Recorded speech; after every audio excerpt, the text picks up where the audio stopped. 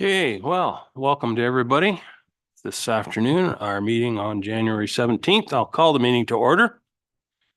Before we begin, I want to recognize and acknowledge the traditional keepers of this land with whom we share today.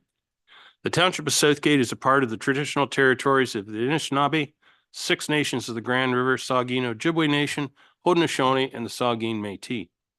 The land that surrounds us is part of who we are as it reflects our histories. May we live in peace and friendship with all its diverse people. And I will just quickly add that the county is currently, this land acknowledgement is, I was going to say very similar, but I believe it's actually identical to the one at the county. The county is currently revisiting the land acknowledgement and how to craft it and how to deliver it. And so once that process is done at the county, perhaps we could have a look at this one here for ourselves. In any case, is there anyone registered for open forum, Madam Clerk, Madam Deputy Clerk, or Madam CAO, whoever is in charge of that? None registered. None registered. Okay, thank you. I need a confirmation of the agenda, please. Jason and Barb, thank you. Any discussion? All those in favor? That is carried. Thank you. I forgot to welcome those online. Welcome, ladies, and anyone else that's watching. Is there any declaration of pecuniary interest related to any item on today's agenda? Seeing none, if one should arise during the course of the meeting, you can make us aware of it at that time. We have no delegations or presentations. We have the minutes from the December 20th of last year. Someone care to move those minutes, the adoption of them? Martin, thank you. And Joan, any discussion? All those in favor? That is carried. Thank you. Reports of municipal officers. The first is our treasurer, Taylor McMahon. She has a report here this afternoon regarding donations, grants, and funding. So if someone could please move receiving of that report. Jason and Barb, thank you. Taylor, welcome. The floor is yours. Everybody got my report that I submitted. I know Barb had some questions related to some organizations that haven't put forward any donation, which I told her I can bring at any time in the next few months. If anybody has questions related to what I put forward, please let me know. Okay, are there any questions? Martin and Jason. Maybe more comment than anything. Paving the driveway for the Holston Cemetery Board. That was where it was a capital grant, right? Yes. Okay. And they're going to be looking after the upkeep of it, like operating. As far as you know. I just think that might be a good idea because there is a resolution looking into the future. There is a resolution from another township about how cemetery boards get transferred and what have you. So maybe down the road, God forbid, if anything happened to the board, it'd help us looking after it. So I agree with that totally. It's a good thing. Okay. 4,500 to the music. Did you get I'm assuming it's music for the Optimist Club, 4,500? Yep, for the Maple Fest. Did they give you a list of what kind of entertainment? Because if it is a band or something, that 4,500 could be really chewed up by security and stuff. So I was just wondering if they had anything like that. It is the Canadian Lumberjack Show. I can't speak to anything more than that. So there might be some singing. Oh, I'm a lumberjack. Some axe swinging maybe. Okay. Okay, no, that was the only queries I had. Okay. Good otherwise, yeah. Thanks, Martin. Jason. Maybe you covered it when you were talking about Barb, when Barb was talking about stuff. I just thought this morning, the Grey County Farm Safety Association, we donated it last year. Just wondering if we could make an amendment to add that, or do we have to, or? I don't know. Taylor, how would you like to handle that? I forgot all about it till. I'm not sure. I don't think I saw that on the one I looked at last year, but I can bring it forward next month or the following. Is there somebody I could reach out to there, or we do? I guess Paul McQueen be best, mayor of Grey Highlands. Okay. Yep. Good point. Barb? Yeah, it would need some formal request, I would imagine. Well, I told them. Yeah, well, and sorry, Yeah. the agri fair and the Ag Society are missing as well. I did want to ask to Councillor Shipston's point about the Holstein Cemetery Board. You indicated it was a capital grant. Yep. And it indicates that we will entertain approving a 50% matching where there is considered benefit to the public. If this is a capital grant, does that mean the driveway is 13,400? So I believe that like the entire request is 6,700. I just spoke to the 50% because that's in our agreement that Lindsay and I went over. Mhm. So I just wanted to have that outlined in the report that there is a capital agreement with that board. Then for me, I would like to know what the total amount is in keeping with our policy. We would only approve up to 50% of a capital ask. Sure. I'm not unsupportive of it, just want to make sure that we're following our policy, or if we're making an exception to the policy that we know we're doing that. Okay. So I'm not sure how to address that, if we want to pull that out and consider it into the next Yep. request, because there's probably going to be a couple more in the next month. Just a consideration. Or would the group rather leave it in there as it is, and if it comes back that it doesn't comply, we can change the amount or something of that nature? Is that acceptable? Martin? Yeah, just piggybacking on what Barb said, with a capital construction project like that, there'd be HST. Like, would we pay half? Nothing like that. So that would be the board's decision to do that. So whatever works. Okay. Yeah, I can reach out to them and get more information. All right. Oh, I'm all right with that, as long as we don't have to, waive procedure and get a 2/3 vote to amend something already adopted. That, I think we're all in agreement. I'm good with that. All right. Thank you. Okay. Any other questions on the report? Monica? Good afternoon, everybody, and Happy New Year. Thank you for such a comprehensive report, Taylor. So just through you, Chair, to the Treasurer, I would just like to confirm, would it be possible with the demands that are happening to have an increased amount for the food banks? So this was the same amount that was in 2023, but in 2022, we donated $100. If council decides to do more, I can definitely amend the report. The $500 is a significant increase of what we have historically given them. But if somebody wishes to make an amendment, certainly we can entertain that. What's that? Right. I mean, Taylor recognized that they did not apply for any funding, but because of the historical support for the food bank, she extended the $500 to both the Holstein and the Dundalk food banks. So Yes, so just to follow up on that, Chair. go ahead. Absolutely. And I think that's a very generous, taking, into account that there was no formal application. And just in the spirit of stewardship, I think that that's a really great part on the township to do that. It was a significant increase last year that the council has so, generously increased that. I do believe that there is still more need, as all of us could agree with that. The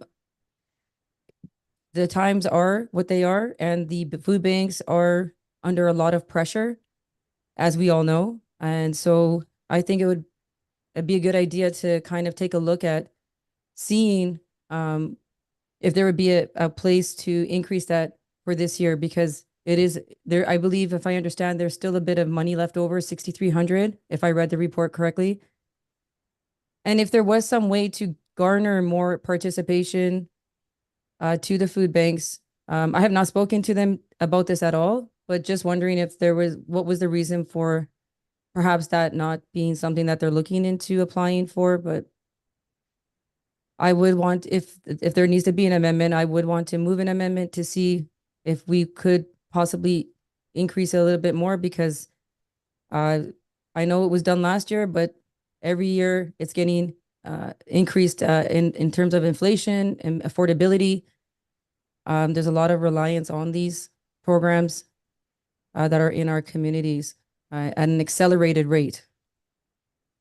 So if that's something that the council would want to possibly take a look at, I would want to move the amendment for that. Okay, so to be clear, you're amending the motion to read how much to the Holstein or to the Dundalk Food Bank? It's currently $500 is what the proposal is. Even if it went to 750, Okay, is that your amendment to amend Yes. it to read that the Dundalk Food Bank would get 750? and did I read it right? There's also Holstein? The Holstein Christmas Hamper, which is, Oh, okay. it's just a similar program. You're amending it to read 750 as well? Yes, because I think it's fair for Okay, both locations. all right, very good. Is there a seconder for that? Martin, thank you.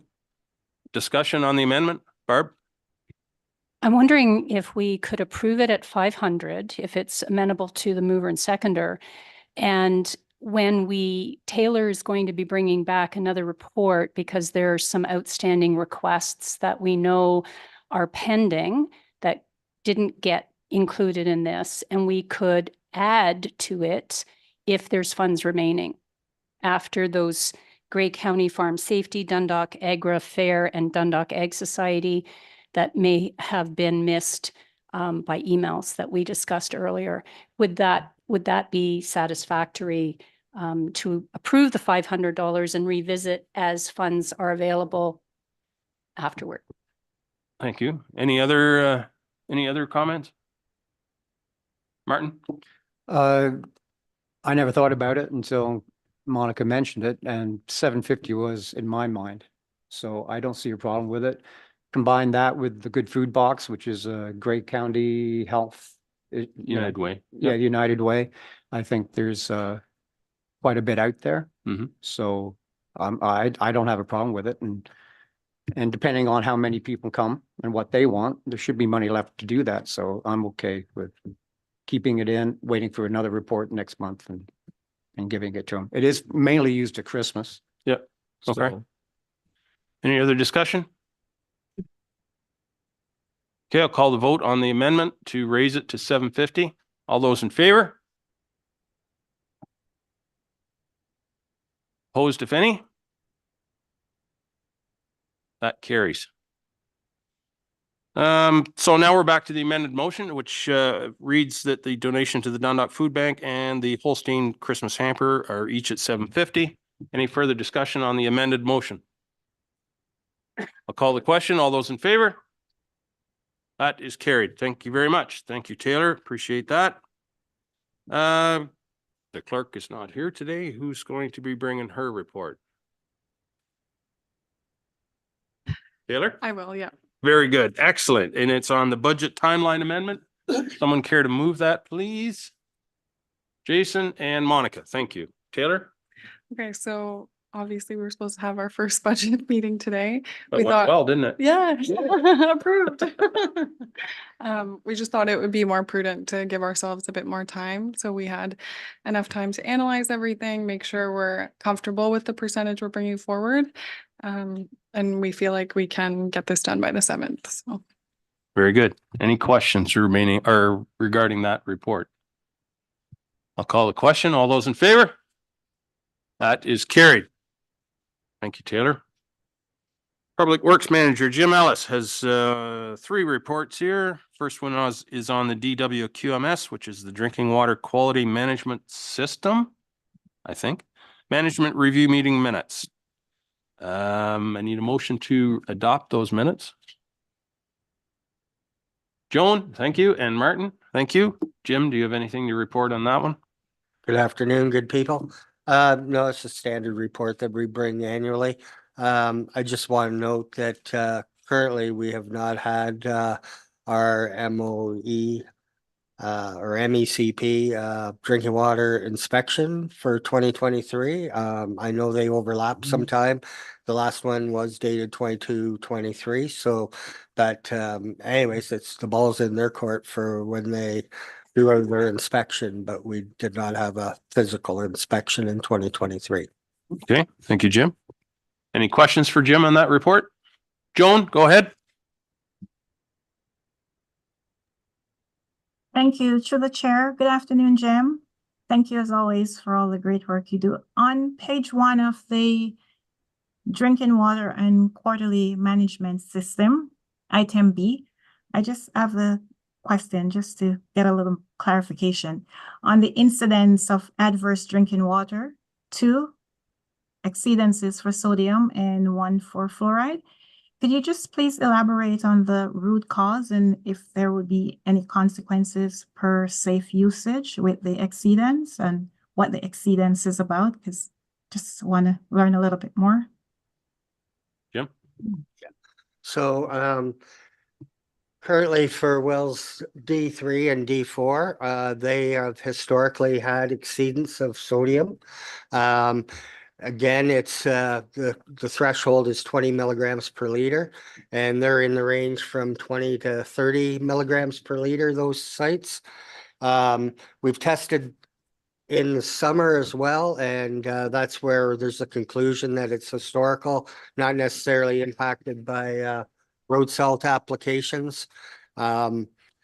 So we report that every 5 years to the ministry as adverse, and this was a year that it was due. But every year annually, when we receive those results, we send that to the Grey Bruce Health Unit, and they put out a letter to the physicians in the area, knowing who may be using the Dundalk drinking water system, as well as we post that on our website, as well as putting a reminder of that notice from the health unit in the billing. And just let me compare, 20 milligrams is the threshold, but if you're taking a can of soup and using it, you're probably into 100 or 120 milligrams per liter. So it's not apples to apples when you look at drinking water and other sources of sodium that are out there and don't have a restriction as such as the drinking water. The fluoride issue is something that has evolved with well D5. Again, it's naturally occurring. It was reported when we done a study of the areas back when it was first reported. I think it was 2019. So it's reportable every 57 months. So coming up shortly, if there's an exceedance, we'll be reporting that as adverse. But again, it'll be issued to the health unit and circulated again that, caution for fluoride, especially infants consuming a lot of that drinking water could have a health effect on them. But, there's other municipalities that put fluoride in their water for dental hygiene. So in the Dundalk cases, it's all naturally occurring as far as we know. Thank you, Thank Jim. you very much. Thank you. Thank you, Joan. It's a good question. And Thank it you. gets asked pretty near every year. It's a recurring thing. So no, it's a good question. Absolutely. Any other questions on that report? Martin? Good afternoon, Jim. Again, what Brian said, sodium, fluoride, it's all natural. The part in your report about the lead though, has there ever been problems with the lead? Like you were looking at that going forward? Yep. Yeah. So we're mandated through the Ontario Regulation 170 to test for lead.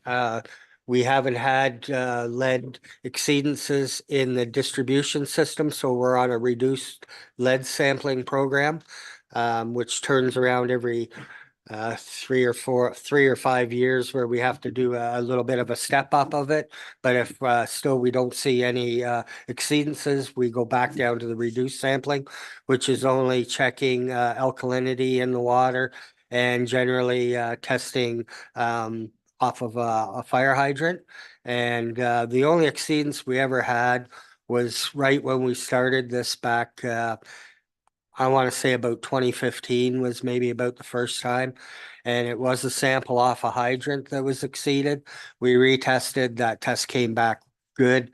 The protocol for testing for lead is you let it run till you get a representative sample from the main. So generally you can tell there's a temperature change. Then water sitting in a pipe. So water sitting in a pipe can leach lead, especially if a household has like galvanized piping, it will leach lead in it. So again, it's a good practice for at home, if you know you have that type of plumbing, to run your water to the colder point that you can tell there's a change, that you know that you're getting water from the main and not water that's been sitting for however long. So, but to answer the question, no, there's no lead problems with Dundalk drinking water May I follow up? Yep, go ahead. So I'm glad you mentioned the private households because you're doing your part and the households have to do their part, because I read something where even the solder for copper piping has lead in it, so it come from everywhere. So they can just run their water and it'd be done. And it wouldn't show up in your water sampling anywhere else, would it? Yep. You're correct, Martin. Solder and the fittings prior to, and I'm might be outdated here. I think it was somewhere in the 90s that it was more noticeable about lead, and they took lead out of plumbing fittings and solder as well. So anything predating that would have some lead content to it. We sample generally when we have to do a fuller sampling protocol, we have to go to residences and non-residences. And we sample, usually in that protocol, we're at like 10 residents. And it's again, it's the same procedure. You go in, you run the tap water till you feel the change. And then there's a waiting window, and then you take the sample. Now, it's not like sitting for 24 hours, but within a half an hour, I'd have to refresh myself. It's been a while, but there is a short period of time. So you do get your water that's coming from the main, but it would be a quick result. So if you have household plumbing that's fairly old or galvanized, and it could leach out that quick, but we've never had any hits that way. Thank you, Jim. Good question, Martin. Any other discussion or questions? I'll call the question. All those in favor? That is carried. Thank you very much. The next one is regarding a West Gray Southgate Boundary Road Agreement. Someone care to move that, please? Barb and Jason. Thank you. Jim. Yeah, we have boundary road agreements with all the neighboring municipalities. This one's been put forward to West Gray about a year and a half or so ago, and with some changes over on their side, and that it's kind of got to the back burner and brought again forward. And finally, no real changes to this.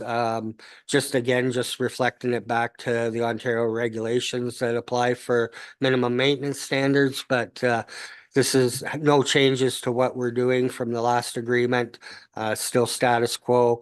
It identifies that if we have any capital projects on boundary roads, that it's shared costs between municipalities, and any other things that come up that we would have to deal with jointly.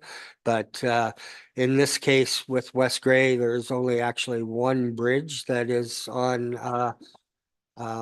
a town line. And that one we are looking into because it hasn't been incorporated into either of our bridge studies, and requires, we know, we've looked at this bridge a few times. It is load posted right now, but in the future, it will need some upgrade, and West Gray and us will do that in a joint effort. Thank you, Jim. Any questions on that report? Monica. I thank you, sorry, through you, Chair, to Public Works Manager. Thank you for your hard work and comprehensive report again. Just with regards to seeking clarification when it comes to the summer and winter road maintenance, I know that being in the area that we are, there can often be a blend of understanding who will be taking care of what. So just wanted to ensure that The boundary road agreement will clearly outline the specific duties of each municipality. You did explain that there will be a shared responsibility, but just wondering if there has been a focus on the cost sharing and the responsibility for that boundary agreement. Thank you, Monica. Jim? For as far as West Gray lately, we have our roads that we look after for the winter identified. They have their roads that are identified to look after on our behalf as well for the winter. So that's how these agreements work for winter maintenance. Summer maintenance is similar on the road surface. We keep the same type of road care and maintenance. But let's say on the Southgate side, on the boundary road, we need tree trimming done. So that tree trimming becomes a responsibility of our forces or our contractors or our funds looking after it. But if it was on the other side of the road and they needed tree maintenance done, that would be theirs. So there's some overlap and, you know, not necessarily everything's written in a dot the I, dot cross the T form, but there's an understanding that, you know, those type of maintenance issues are looked after by whose side of the road it is. So again, that might be a warning sign that's needs, you know, it doesn't pass a reflectivity test. That would be on who's ever side of the boundary. It would be up to their care and maintenance. So there's some areas that, yeah, we have an understanding of who looks after, but typically if it's on who's ever side, some of those maintenance type programs, it's their responsibility. Thank you, Jim. Thank you. Okay, Monica? Yes, thank you. Okay, thank you. Martin? And just that this is for a bridge, so it will be used by both sides. And that kind of maintenance, it could apply, even on maybe going off topic, it could apply to a culvert too, because it would deal both sides. Just Jim? Yeah, that's true. You know, I only brought up this this culvert because it should have a study and we'll be working towards having a study done for it. But it's not meaning that yeah, definitely we won't be doing anything without council approvals and joint ownership on it. But yeah, if a road cross culvert failed, one of us would take the initiative to do the work and we would split the cost 50-50 time and materials or whatever. So depending whoever takes the lead, you know, there's other areas, other boundary roads where we may have 3 or 4 structures, but really the West Gray one is very minimal with just the one that's. Thank you, Jim. Any other discussion? Yeah, call the question. All those in favor? That is carried. Thank you, Jim. One more report. Well, it's the bylaw actually to in regards to the boundary road agreement with the municipality of West Gray. Someone care to move that, please?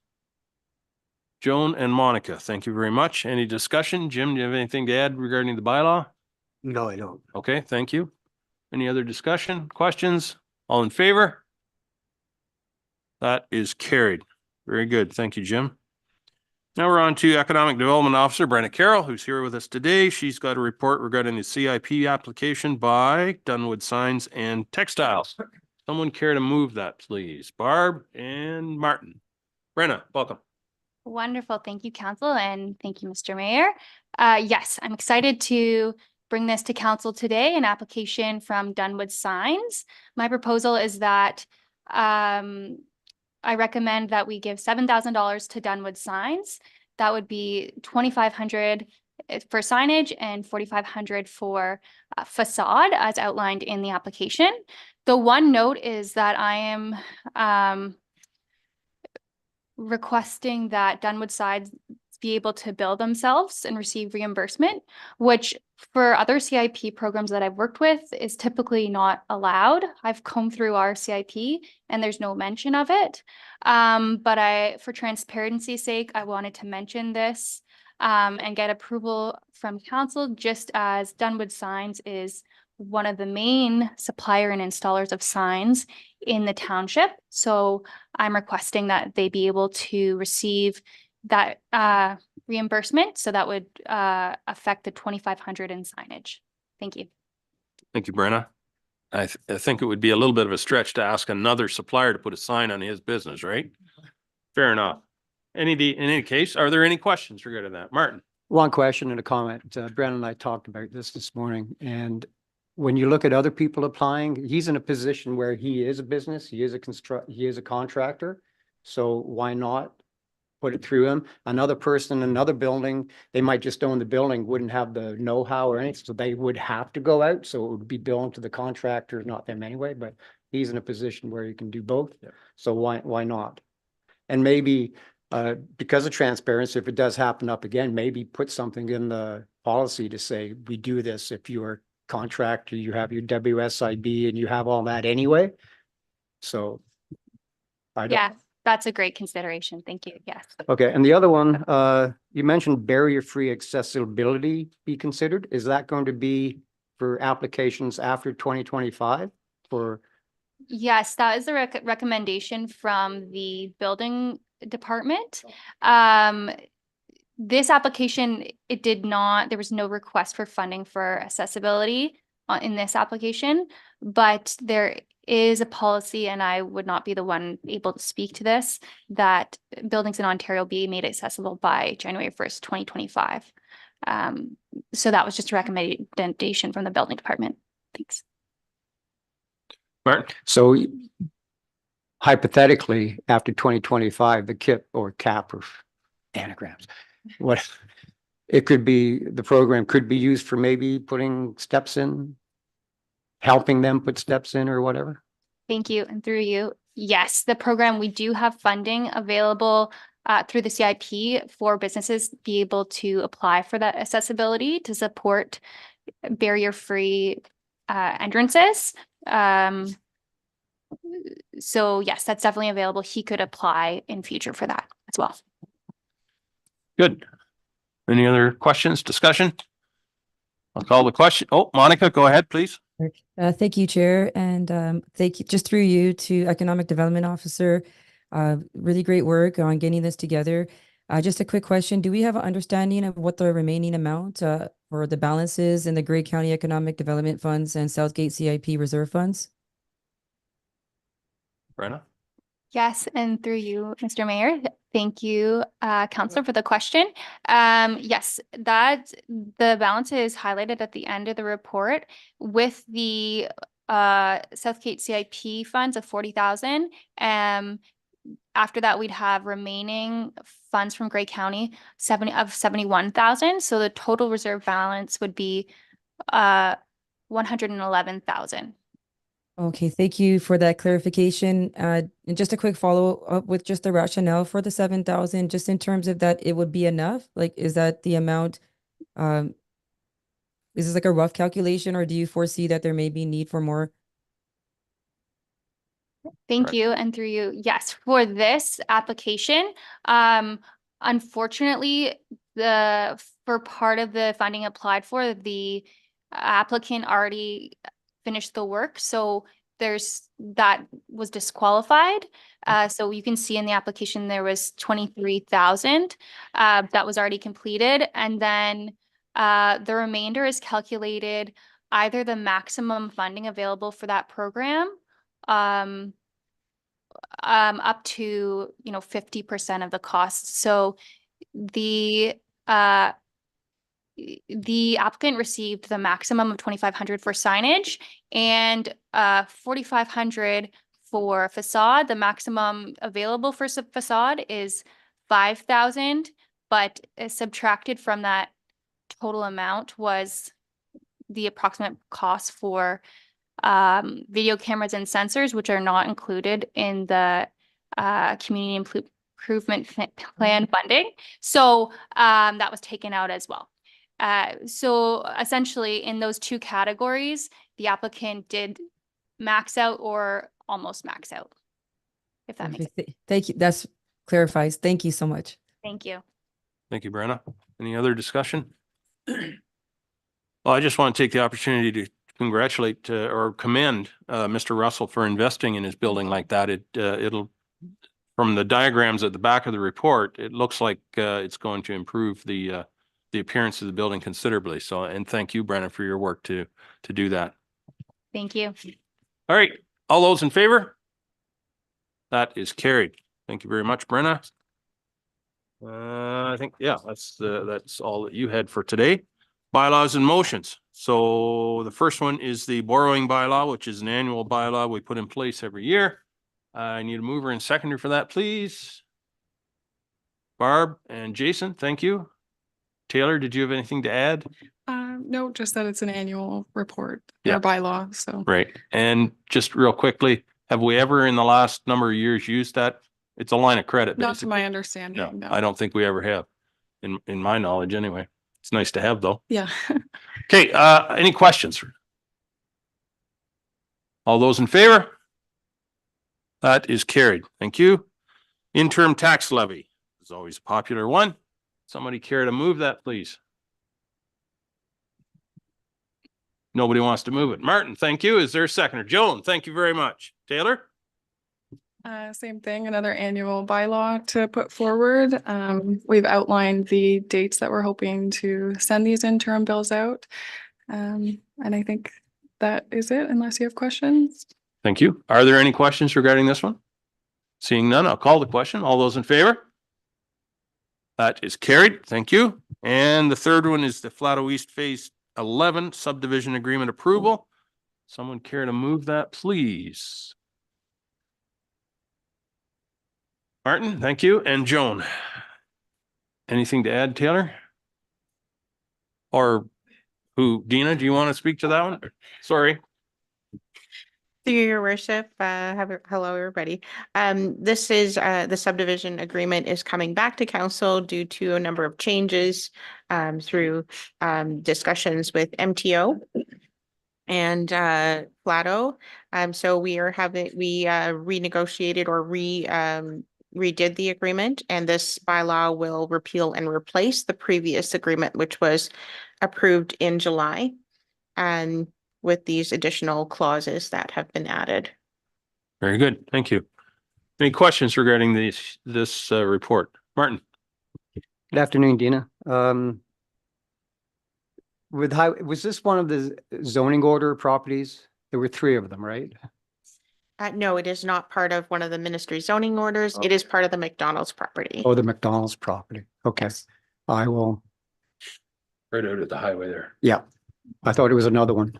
It's just that some of the MZOs are being under review, 2 of his in Dundalk. So I just wondered if that was it. So. Thank you. Any other questions? Call the question. All those in favor? That is carried. Thank you very much. Thank you, Dina. Notice of motion. Councillor Shipson has put forward a notice of motion regarding a proclamation policy. Martin, I presume you'd like to move this? Oh, yeah. Thank you. Is there a seconder? Joan, thank you very much. Martin, do you want to speak to that, please? Yeah, I think basically, actually, over the last 5 years, I've been saying why we have all these policies, and here I am bringing one forth. So the paradox of life. I think it's important mainly because of the growth coming, and going back to December, we could have proclamations all the time, and it does take up staff time and albeit in a roundabout way, resources. So I would just like staff to, I guess it would be the admin staff, to look at a policy where I mentioned in the notice of motion that we have a flag policy, which is a visual side of a verbal proclamation. So I would just like to see admin staff to look at a policy where do we have one or we don't? And I'll make other comments if there's any other comments from anybody else, but. Okay. Thank you. Are there any questions? Discussion?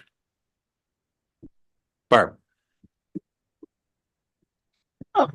Thank you through you and through Councillor Shipston. I read this as being a guidance document so that it'll make it very clear to staff and to council how proclamations will be dealt with in a fair and equitable fashion going forward, so that it's not 50-minute delegation or something received under consent, if it's a proclamation request, it'll go through a process.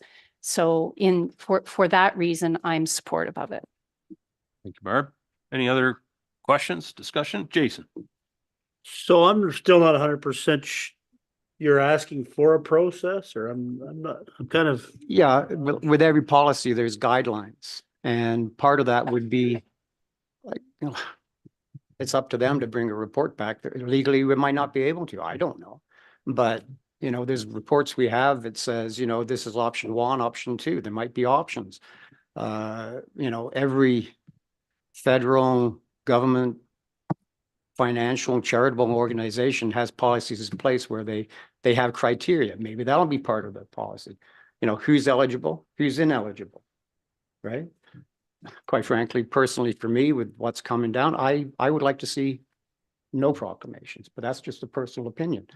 And it doesn't work that way. So I think staff should look at it, come up with the best way. And if there is a good way of being fair and equitable to everyone, then it has to be reflected in a policy. So that's basically going forward. So if I could, I think what Jason's getting at is that if a request for a proclamation was to come forward, staff would have developed a policy that would, as Martin said, laid out some criteria. So it checks that one, it checks that one, it checks that one. If it passes all those tests, so to speak, then it would be brought forward to council for consideration. If it didn't meet those criteria, then it wouldn't be recommended for proclamation. Because even last month in December, there was in the consent items a proclamation for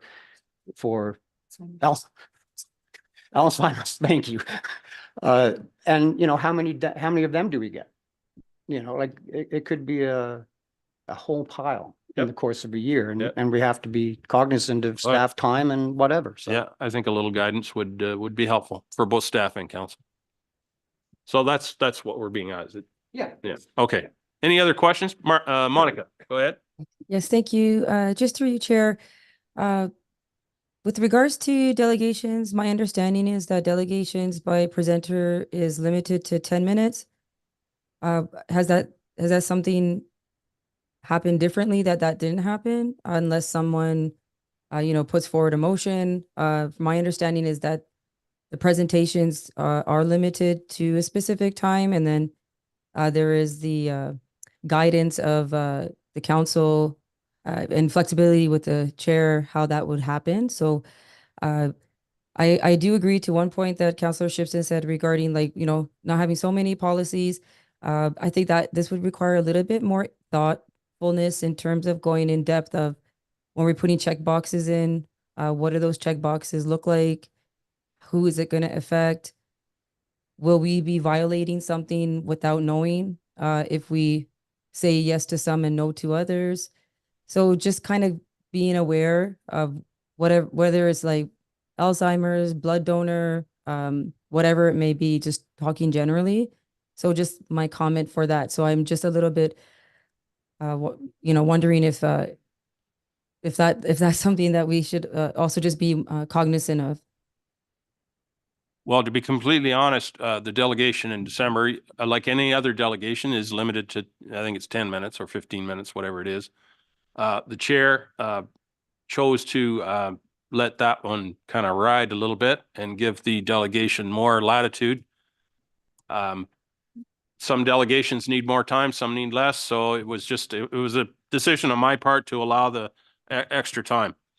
In regards to the various issues or points that you made, absolutely. It may not be a checkbox list. It may be, but it'll still be up to council to decide at the end of the day whether any request is actually proclaimed or not. But I think it would give a little bit more clarity to staff, a little more helpfulness to staff if there was some criteria in place. So that's the intent. We'll see what staff come up with, and we'll take it from there. Martin. Yeah, and it is just for getting the staff to look at a report and guidance, and what Monica said something about it at the last meeting, where she said, if I remember correctly, that simple requests that parameters, I'm having trouble talk, parameters are in place, so all can proclaim, something like that. So to me, that was the start of it. It says, well, yeah, if there's parameters for, then maybe we should have Yeah. a thing. So that's why I brought it forward. Very good. Any more questions or discussion rather? I'll call the question. All those in favor? That is carried. Thank you very much, Martin. The regular business consent items are there. There are 6 of them. Did anybody request any of those to be removed for further discussion? Not seeing any. Would someone care to move receiving of those? Joan, thank you. And, oh, Joan, you want one of them removed for discussion? Which one? There you go. Now you're not on mute. Sorry. Item number 11.1.3. PW 2024. Okay, Just for comment, and item number 11.1.4. okay, Thank you. okay. So if I could have a mover of the remaining 4, Martin? Someone second that? Jason, thank you. All in favor of receiving those 4? Excellent. Thank you very much. Okay, Joan, what would you like to do with the Public Works report?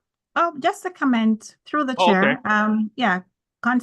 Congratulations to Paul Stevenson on achieving the distinction of Certified Road Supervisor Intermediate certification. That's great news and wonderful benefit to the Township of Southgate. Congratulations, Paul. Absolutely. Thank you, Joan. Yeah, and item number 11.1.4. Yep. As the chair of the library board, just to expand a little bit on all the great things that we have been doing, and some of it is in the report, the collaboration with outside organization to expand the library's reach, which is in line with our new strategic plan. We have the schools have been coming in very often now. Sometimes we have over 9 schools in the library in a month, from senior kindergarten to grade 6. So that's really, really good for the library. And our book club is also in person at the Edgewood Suite apartment complex. And that is also expanding the reach beyond the physical library space. And February, we'll be reading Gutter Child by Jerry Richardson. And I'm also working on getting the author to be online personally to review the book with the residents. So the library is really expanding on the strategic goal and doing great things. So I hope you guys read the report. Thank you, Mr. Excellent. Chair. Thank you, Joan. And as the kids say, the library's crushing it. Yes. So I need a motion to accept both of those reports. If someone, Joan, would you move that, please? Thank you. Seconder? Martin, thank you very much. All in favor? That is carried. Very good. Moving on to the correspondence, consent items. There are 6. Is that right? 6? Yes, 6 of them there. Would anyone like any of those removed for further discussion or consideration? Barb? I'd like to pull 11.2.6, and I have a resolution to propose. All right, thank you. So that leaves the 5. Any further requests for removals? Not seeing any. I'll ask support for the 5 that are there to be received. All in favor? That is carried. Oh, did I get a mover and seconder? I did not. Well then, Martin will move that. Thank you very much. And Barb will second it. Excellent. Now, are we in support of receiving those 5 remaining ones? Yes, we are. Thank you very much. It is a new year. Yes. So Barb, 11.2.6, do you want to move that, please? Or Yes. what would you like to do? Thank you through you, Mayor, and to County Council, to Council.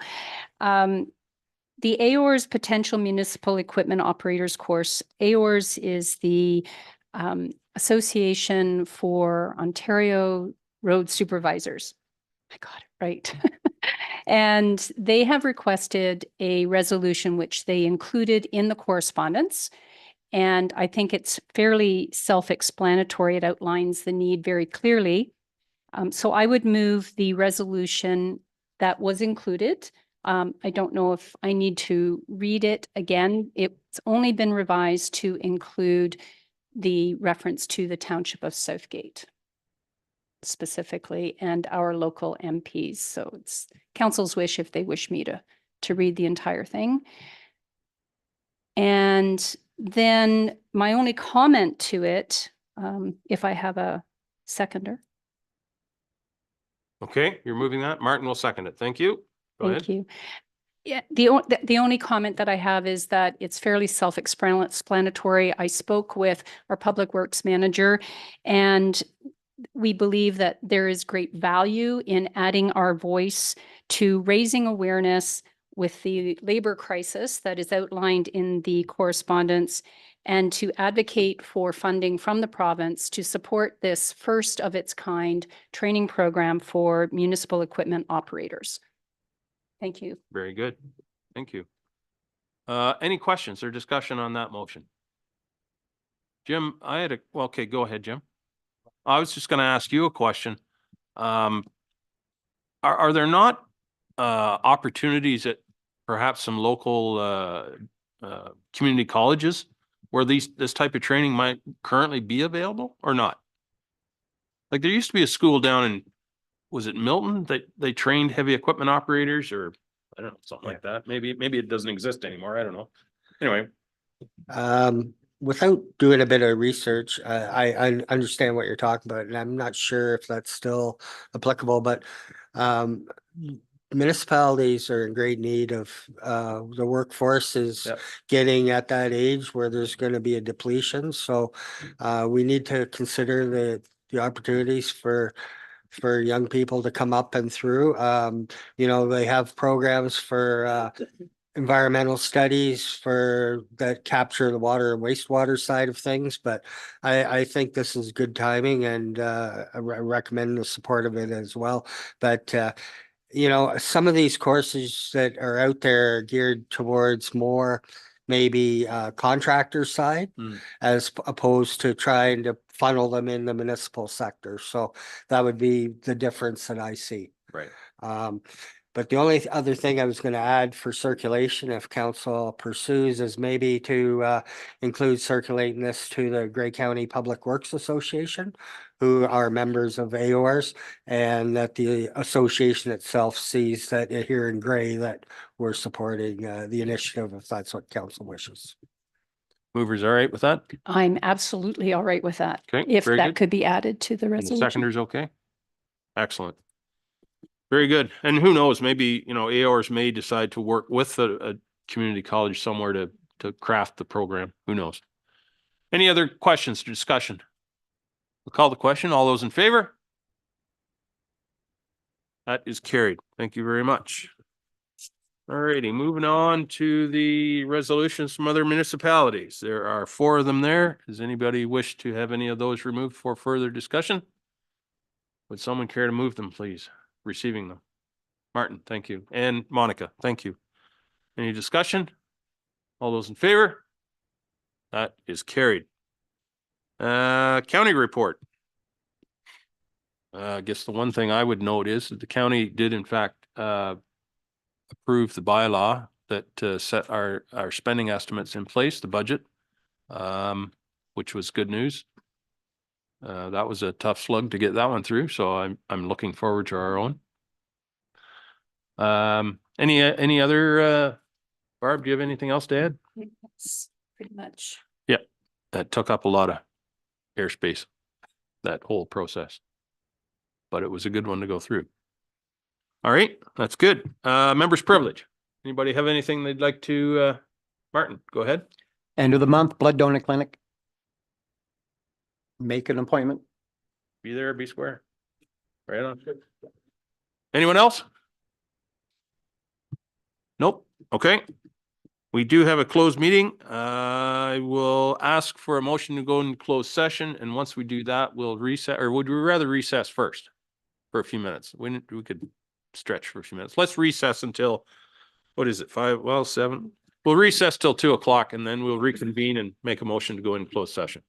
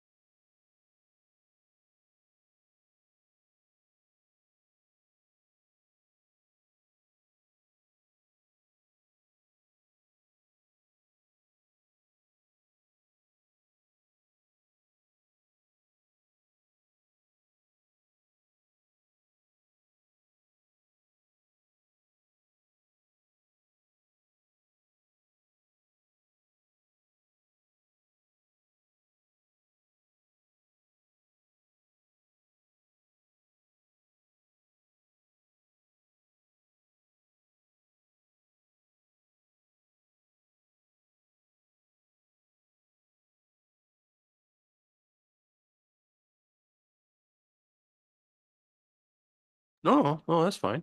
Thank you. Just Then it's up to me. Okay. It's not appropriate. Yeah, all right. Joan is back. Monica, are you there? No, I just wanted to everybody back.